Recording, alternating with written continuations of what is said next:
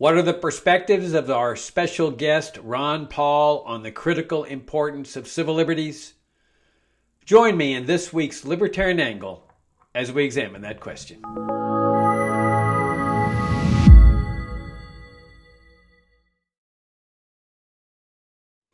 Hi, I'm Jacob Hornberger, president of the Future of Freedom Foundation, and welcome to this special episode of the Libertarian Angle. This is the sixth part of our six-part series on the critical importance of civil liberties. As you can tell, I'm not joined by my co-host, Richard Ebeling. He got summoned to an emergency staff meeting at the Citadel, where he is a professor of economics. And so I have the privilege of hosting our very special guest, Ron Paul. And Ron, if there's anybody that does not need an introduction, I think it's you. Everybody knows you. You served many years in Congress. You're the head of the fantastic educational foundation known as the Ron Paul Institute.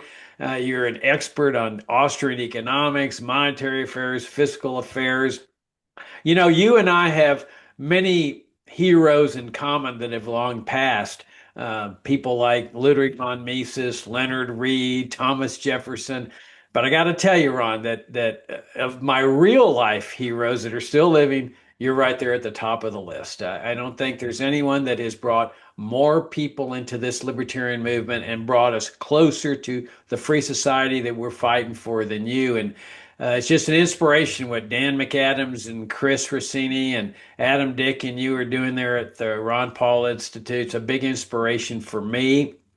And if there's anybody that has the right and has had the right to go off into the sunset and retire and just enjoy your life, that's you. But here you are, persevering, continuing to fight for a free society. It's a tremendous inspiration for me. And thank you for taking the time. I also got to tell you, I've spoken at your Dulles Airport. Great war conference every year on foreign policy. I haven't spoken every year, but many years I have. And it's just an honor to be part of that conference. And it's an honor and a privilege to have you here. And so our format is share your perspectives with us on civil liberties as long as you like, and then you and I will banter and then we'll wrap things up. Thank you very much for taking the time to do this. It's an honor and a privilege. Take it away.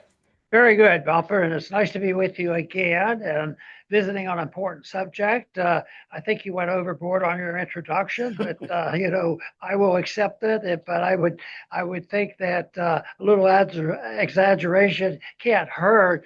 But anyway, I feel good about it because when I think about starting into politics, a lot of people have heard this story because it was on August 15th, 1971. It had the monetary issue, and that was when Nixon closed the gold window. And I was listening to that, and I had already been introduced to Austrian economics. I said, this is a big deal. And it was a Sunday night, and I shouted at my wife, you know what they did? And I think my excitement about that it was correct because the 70s were bad, but look at where we are right now. They're actually worse from my estimation. So that was a big deal, but it introduced a notion. I was doing medicine, very busy in medicine, and I still wanted to do something else because I enjoyed reading and studying and talking and thought that education was very important because if you could convert one or two people that would become active, then the numbers would spread and nobody would know how many people that you actually touch. And so when I found a few libertarian groups on college campuses, I would get encouraged. And if they heard of me, they might ask me to come, and I would come. Bubba, back then, if I got 15 people, I thought, well, big deal, because otherwise I had nobody. But it turned out that those 15 people in those small little groups turned out to be very, very important. We knew each other, a lot of them, not every one of them, for a long time. A lot of them ended up working for me later on and being very much involved. So I was delighted for that. So when I ran for the president, I was in these campaigns. went to the college campuses, which I really liked. I really was very pleased that young people were interested, and I came away being more optimistic than a lot of our allies. And I always keep reminding myself, don't be overly optimistic. Try to be as straightforward as possible. But I really was encouraged because still today, a lot of people say, the young people, that's where our problem is. They don't understand the Constitution and they don't have any idea about civil liberties. And they've been robbed of a lot of independent thinking. And I blame, of course, the educational system for that. And that is, of course, one of the reasons I've been involved, and I think you know about it. I have a homeschooling group because whether it's the education on economics and monetary policy, which is crucial, the general principle of libertarianism and living in a free country and trying to understand what the founders made an attempt to do for us. This was a major task, but it's something I wanted to do with it. And Leonard Reed, you mentioned, I think, him in the introduction. Leonard Reed was somebody that I looked up to, and I was just getting interested in it. And I remember I said, I need some books. So he passed out libraries of books. So he ended up giving me 2 library books. They were all the good books to read. So that to me was a start. And his advice was, he said, and I said, well, I don't know how to use this. I'm not a professor and all this. He says, if you study and know the understanding, he made a prediction. He says, if you understand something, you don't have to worry. Somebody will come to you. He said, the people will come. And in a way that has happened. People come to me and I'm very pleased. I'm flattered by it. So I'm also pleased that those individuals, quite a few of them have gone far exceeded anything I did because they start businesses and they donate a lot of money. I mean, it's really interesting. But of course, biblically it said that you'll never know exactly who the remnant is made up to. There is always a remnant out there wanting to understand what liberty is all about. So that pleased me. I tried to follow this.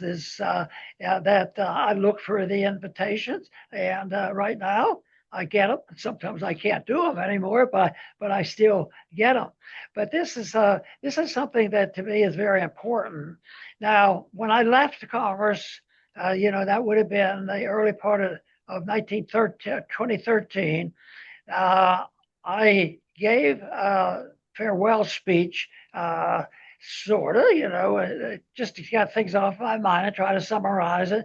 And I do remember, I haven't reread it for a while, but one thing I put in there was that the most important thing to do for what I want to do and others should do involves the First Amendment. I nailed it down to thinking that there are problems. There's never going to be perfections. And fortunately, there are never perfect dictators. They will see their day. But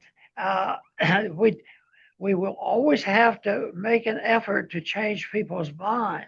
So I said the First Amendment is the most important thing. If we have problems, we have to have the right to speak out and not be punished. And there was somebody one time, there was somebody that was, I think, in our libertarian movement. He came from Russia, and we were talking about this subject. And I said, what if people talk out? Do you immediately, to the Soviets? This was as the Soviet system was winding down, but there was still a system. It was before 1989, and I said, what do? Round up these people and put them in the prison? It doesn't work that way. How it works in the Soviet system is they make the people dependent on the government, on their income, where they live, what they do, their freedom. And if you don't do what you're told, guess what? You might not get your food stamps, you might not get your house, and you have definitely no liberty to go and take care of it yourself. And I thought, boy, that is so true. If they could take away your liberty, it's really becomes a problem. So that's one of the reasons I listed that very highly. But it's something I've thought about, and I will try my best to summarize how I see the importance, because I come to some conclusions that don't always satisfy everybody, but I see it as a property issue. And the right to own property is still, to a degree, an accepted thing. But I also believe that the property that we are, the government owns the property. We can't use it. We're taxed to death and all these things. But still, it's the principle of property. There's still a lot of principles. Most people think that if you own a house, that people can't just barge in your house. And recently, I think there's been a little bit more of that. But the principle of the house, and then wherever you are, it's private property, and you should be able to do anything you want. As long as it's not, engaging in undue violence. That wouldn't be permissible. But you can do and say you can introduce, bring people in that you like, and you can uh, broadcast, write books, and whatever. So I think what has happened, though, there's too much collectivism and too many people own everything. People, want to, they try to talk a whole lot about church and state, but the one important thing I thought was involved is if you wanted not to have the government involved, you don't permit, nobody's allowed to go to into our churches. It's the property we have, and you have freedom of speech. But there's so many ways the government gets around that, because if you happen to be in a broadcasting building and you challenge COVID or something like that, all of a sudden there's a different story. But I still think what you can say and do, that would apply not only to your speech, you know, but also all civil liberties. If you're in your house and you're going to drink too much alcohol, it should be your responsibility. Same way with smoking, and all these things should be regulated, and the government shouldn't be there, to tell you what you can do or can't do. If you do something that the other group doesn't like, uh, then there has to be a bit of tolerance in this system that I'm talking about, because a lot of people will say the First Amendment, I can do this and I can say this, and I have habits like this, and they might be offensive to me, but I still don't have the right to crack down on them. But I should have the right to get away from them and go into my house where they can't do that. So I see as property, whether it's your home, your privacy, your business, and businesses should be run by your ownership if you own the property. And they say, well, you have to treat every customer the same and come up with all kinds of regulation. Well, no, you don't have to do that if you don't treat your customers right, and you do something annoying to them, which has happened recently, and find interesting that people have become so annoyed they started doing boycott when it came to the excesses of polygenderism and that nonsense, and it worked. The owners adapted to it, and all of a sudden it's starting to melt away. But when they could, they would not they wouldn't be allowed to enforce it. But I think it requires, if you're going to tolerate personal habits of other people that aren't hurting you or anybody else, you should be tolerant of it. And even though I have to remind myself, that is really bad. That is stupid. They shouldn't be doing that. But if they're engaged in something that's harmful to them, I might take the opportunity, if it's ever presented to me, is that smoking all those cigarettes and drinking all that beer, it really isn't good for you. And they've tried prohibition, so the prohibition programs don't work. And I still think today we are suffering from the lack of understanding about our prohibition, which was a civil liberties issue, because everybody that was smoking and drinking, especially the drinking back there, it was it was a lot of people were doing that, and it didn't work because they were invading the privacy. You might not be allowed to, drink in somebody else's property. That is a problem. When it becomes collective property, it becomes a little more difficult to do what I would like to have done, because you can't eliminate the whole idea of ownership by collectivism. Somebody owns it. Because when I think about, how would you regulate a school? Can you let your kid, let's take a grade school. I went to a small grade school, there were 20 people in my class.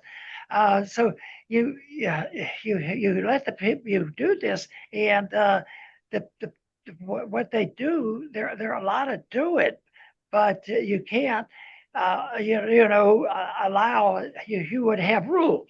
You have rules. You can't come here in your underwear. You could have standard. You could do that with your house.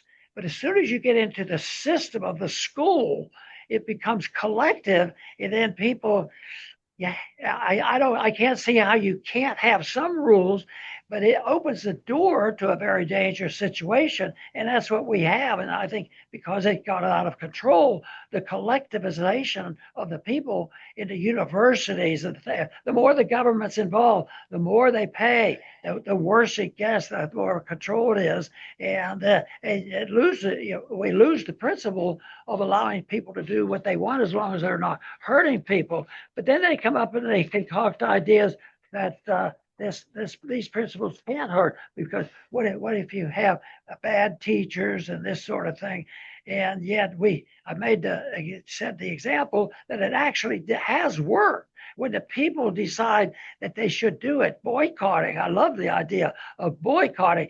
Big corporations, they followed this stuff, and finally they got out of their minds about, allowing under government permission and money, this polygenderism stuff, that the taxpayers paid for those surgeries. In the military, they would do it. They arrest somebody for a violent act, and they said, "Oh, I need sexual surgery." They do it.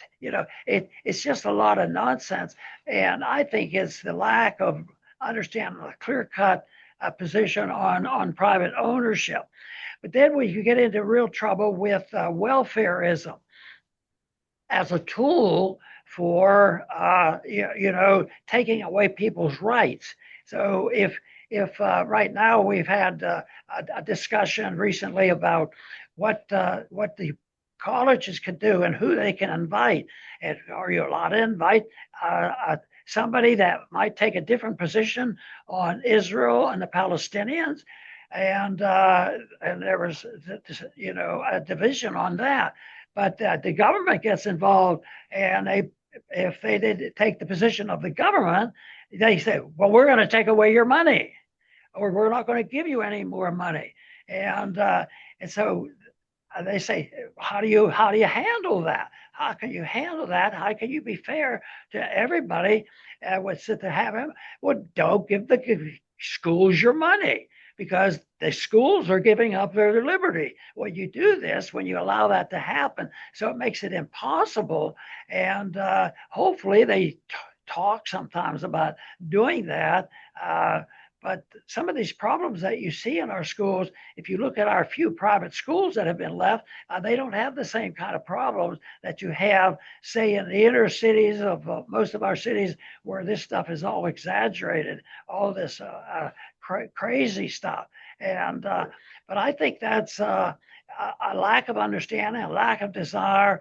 But I also put a lot of blame on the progressive system of government, on where we have gone. Whether it's the civil liberties of letting you use what you think is legal tender and all these other things, because the government then, they will either want to take away your liberties that they gave you, or they will want to offer you more. So you can have this grant as long as you do this. And just think of how how medicine got sucked into this. When I graduated from medical school in 1961, there was still no Medicare and Medicaid, so they it was pretty much a doctor-patient relationship. But that has all changed because doctors now are becoming instruments of the corporation, and the corporation then deals with the government, and that becomes a loss of liberty for the doctor, and they get in a trap because there's not many other places to go. But what about the ones who stand up and say, this COVID is crazy? It's damaging, it's dangerous. They lose their job. They took their jobs. And I thought, that reminds me of what the Soviets did, because our government has too much control over our lives, and they can blackmail us and take away our liberties. And the contest ought to be, if you don't do it our way, we're going to blockade you, and we're going to close you down, or we'll just tell people that what you're doing in your store. And if you don't change it, we're not going to buy any more of your stuff. So there should be that type of activity and a lot more of it. But the big thing is they've had a head start of the people who don't want to regulate us, both in foreign policy, civil liberties, and speech. That's been going on. I think from the progressive era. And then if you get involved on this, on how we enforce and what kind of laws that we have, then you say, well, aren't there some bad judges? Yeah, there's a bunch of, but there's a bad system. And the George Soroses of the world, even before George Soros started, there are people,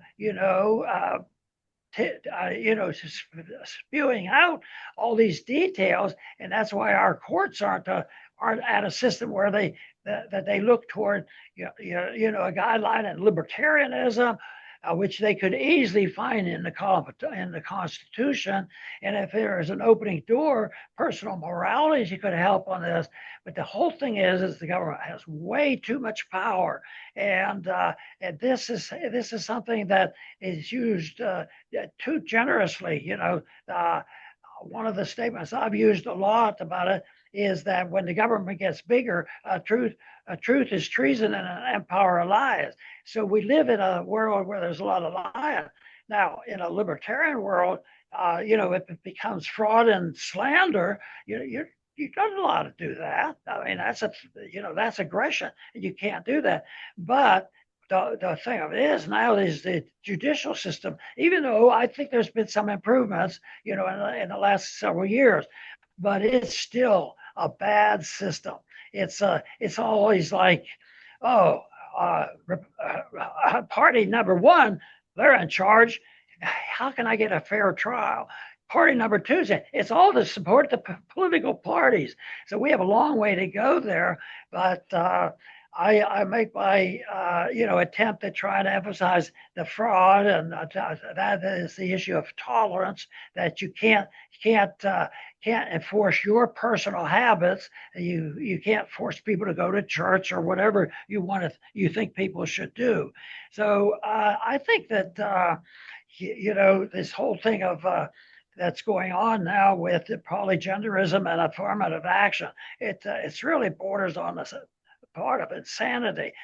But I think deep down inside, yes, there's laws going, there's abuses and bad courts and all that, but it still depends on a prevailing attitude about in the community, in our country, of what is our ideas about morality. And I happen to endorse the principle of natural law, and that it's been there for a long time, thousands of years. As soon as there was a beginning of the whole system of people gathering together, which empire it was. The rules that they wrote generally had something in there about lying, cheating, killing, and stealing very early on. So it's there, and I think we just need more emphasis on that. But it's the other way I look at these problems is that I enjoy trying to think about it, think it out, and talk to people about it, about what the pros and cons. That's why I like to talk to Bumper because he likes these some of these ideas too, and that's what I find interesting. So somebody says, why are you doing this? Why don't you just go fishing? I don't like to fish. I, I might like talking to Bumper more than I like to go fishing. I didn't know that was funny. Oh well, I'm tired out now. I got my 5 minutes in, and now I understand that I might be able to hear from Bumper. Well, it's a great presentation, and thank you for sharing your thoughts. But it's possible to like fishing and advancing liberty. I went fishing down in Port Aransas last summer with my brother and his family. We just had a great time. And let me start out with your point about private property. It's such an extremely important point you make, Ron, that it's not really a free speech issue per se. It's a private property issue that people have a right to manage their own private property. And there's that famous case where it says you can't cry fire in a crowded theater. You cause chaos and stuff. And so there are limits on free speech, but it really isn't a free speech issue. It's the right of the theater owner, as the private owner, to set rules on how his customers are going to behave. If a customer doesn't like it, he doesn't go to that theater. He boycotts it, as you point out. Or like that famous bake shop case where they're arguing over whether they should be required to plan or design a cake for a gay couple or something. Why isn't it just the right of the bake shop owner to decide who he's going to design or sell cakes to? It's his private property. Yeah, that seems so clear and obvious to us. It should be to others. And if somebody did a poll and found out that 72% agreed with us, you'd never hear about that poll. The other people would be controlling what they get out of the media because it has to set, the standards of big government. And it's on every subject, whether it's baking or whether it's a doctor practicing medicine, because the holistic type of medicine should be legal. And yet, in many ways, the medical profession has participated in this, and they make it illegal. And broadcasting is something else. When radio came in, it might have been in the 20s when they had to, license it. And it was a license. How did you get a license? Well, the story wasn't. I know you know a little bit about Texas, Bumper, but I'm pretty sure the story is true that LBJ had the biggest station in Austin because he got the license and he was a president. That sort of thing. So and that has a lot of control. So I think there's probably enough intelligence how to define radio and other instruments like that to the point where that people would know who owns that piece of property.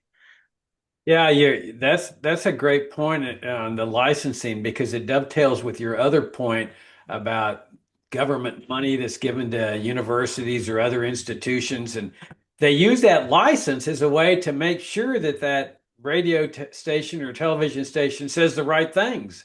And even if they don't make the overt threat, the message is there is that you get out of line and we may not renew your license.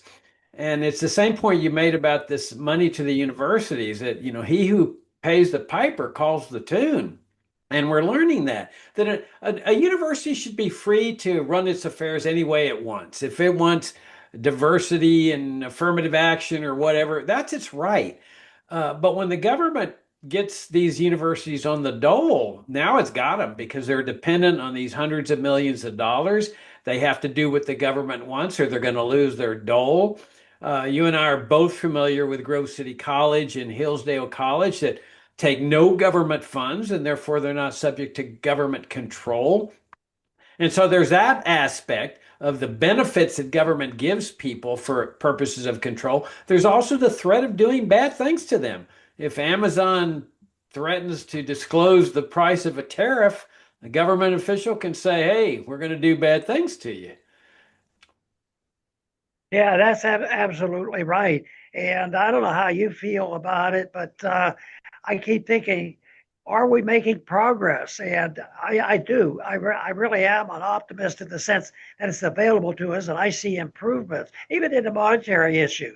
You know, during our early life, we couldn't even own gold. We couldn't even own gold in 1971, but it's legal. You can, go on your own gold center. So I would say we move in that direction, and yet it's at times it seems overwhelming because how the progressive have infiltrated the system.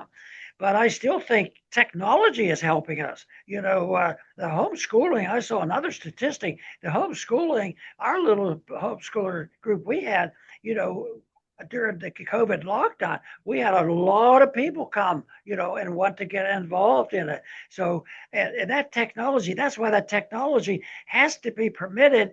And, even the cryptos, that whole thing, is always there's always the government there wanting to regulate it, and they're already involved in that.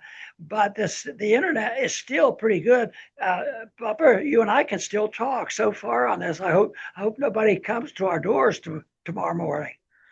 Well, the point you make about free speech is what the same point Leonard Read made is that, everybody's got his certain red line as to when the tyranny is so oppressive that they decide that it's time to alter or abolish the government. But Reed used to say the same thing, that as long as we're free to speak out and promote our ideas, then that's what counts. That when the government shuts you down and says, no, we're going to torture you and incarcerate you for what you're saying, that's a red line that pretty much lets people know you're now in the world of dictatorship here. But your point about speaking to small groups early on is really a critical one. Reed used to say that it's not a numbers game. You get out there and you just speak the truth, and persevere with the truth. And when you ran for president, and I saw those hundreds of thousands of people pop up out of nowhere, I said, "Oh my gosh, they were under the radar screen." And your campaign brought them out. And I said, there is the power of ideas. That if you speak the truth and even though the groups are small, man, you never know what the impact's going to be. No, that's a good thing for us, because that's will keep us from getting too despondent and say nothing is really happening. But you know, when I spoke at the campuses and had a good crowd, I'd frequently have young people come up to me and talk to me. And they said, "So what should I do?" And and they say, what kind of advice you doing?" I said, "Well, do whatever you want." you know, I said, everybody has a talent. If these would be people that were catching on to the message, I said, I would love to have been a singer. That didn't work out very well. So, but there's something, and a lot of them have been. They've been very creative, and uh, and I think that's marvelous. And people people will respond like that. But I like that quote from Leonard, because numbers aren't the key thing. But he also used another numbers game, because there was a lot of people would come, and I experienced this in Congress. People would come and say, "Oh, yeah, I want you to vote for this bill, A, B, C, D. These are all good ideas." But he says, everybody has a but. So they always have that exception. And that was true in legislation so often. And that's why it gets entangled. And that's why the people who are principled are the true enemies of what's going on up there. So you get three people up there, and they spend all their time, trying to destroy them. And it's interesting. Sometimes they become more notable because they're being attacked. Oh, what's he doing? He's telling the truth. And you know what? The people recognize that. And one story I've told before, it's a self-serving story, but when I decided after not, August 15th, And I told Carol, I said, I'm going to run for Congress. And she says, well, what are you going to do that for? I said, I just want to talk out. I said, yeah. I said, she said, yeah, but it's dangerous. I said, what do you mean it's dangerous? There were no riots back then. And she said, you'll get elected. And I said, that's impossible. I said, I'm running against Santa Claus. And that's where I was surprised. And her answer when I told her that I couldn't be elected, she says, you know what? They're going to hear you, and they're going to know you're telling them the truth. And I was marveled at people that I would give a talk, say around an hour, and I might talk for 50, or no, about 40 minutes, and then I spent 5 minutes talking about the positive things, how wonderful our message is, and they would come up, and it was always strange because they would come up and they said they would be very positive. I love your speech. I love your speech. And blah, blah, blah. I said, I just talked for 45 minutes telling you how bad it was. The world's crashing in. You guys are inheriting a debt, and all they're going to do, if you're not careful, they're going to draft you like they drafted me. So it's on and on. But I complained to somebody about that. I said, I didn't understand that. And they say, no, what the people hear is the last 5 sentences, that you don't give up, and you're working to do something about it. And they do want to hear what they do want to trust the person that they're saying. So they'd be complimentary. One time we had one of the presidential debate.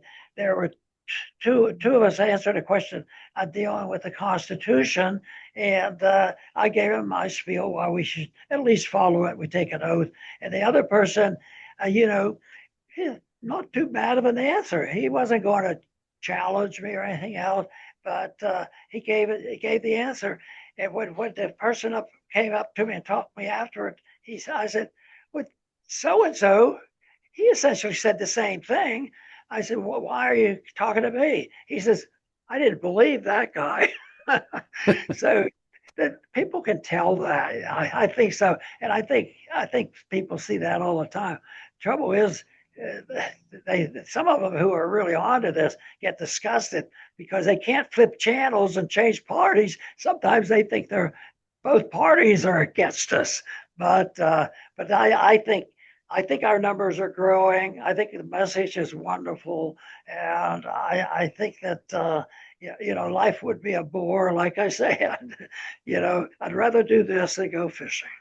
Well, and I think I agree with you I mean, if you look at the political side of things, what's going on in the government and so forth, there's no room for optimism. But I really think there's this huge force underneath the radar screen that it just needs a catalyst. And the way you've run your campaigns, I find very fascinating because we've talked about Leonard Read. He played a big influence in my life. He was the founder of the Foundation for Economic Education. And when anybody asked him, what should I do? He would say, work on yourself, improve your understanding of liberty to such a point where you attract people to you, the law of attraction.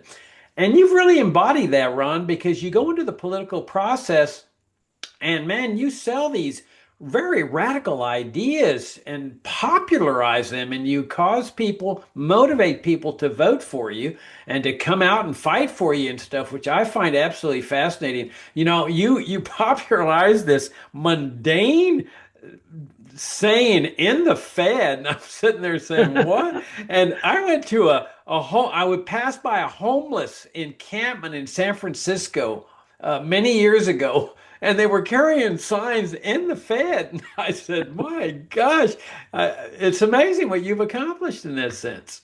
Well, we don't know yet. We're just starting. Well, And then, the last thing I want to finish with is that my instructions are what we should do. I said, this is serious stuff, but you should make it fun. You have a good time, and you'll be coming together with like-minded people, and it should be a time that you enjoy. Because if it's all negative and there's no answer, it won't be as much fun. Well, you remind me of that exchange between two founding fathers, and we'll wrap it up. I forget who they were. I think I'm not sure who they were, but one of them says, "Wherever there is liberty, that is my home." And I think it was Thomas Paine. The other one said, "Wherever there is liberty, wherever there is not liberty, that is my home." Because he wanted to be in a society fighting for liberty because it was enjoyable to him. He liked the fight. And I think that's the way you got to look at this thing is that, as George Washington said, the event is beyond our control. The event's in the hands of God, but we can enjoy the fight and the process of fighting for freedom when we live in an unfree society. So, on that note, Ron, I can't thank you enough. This has been a real pleasure to interact with you, a real honor and a privilege. And thank you very much again for taking the time to share your very insightful perspectives with our viewers. Upper, it's been great to be with you.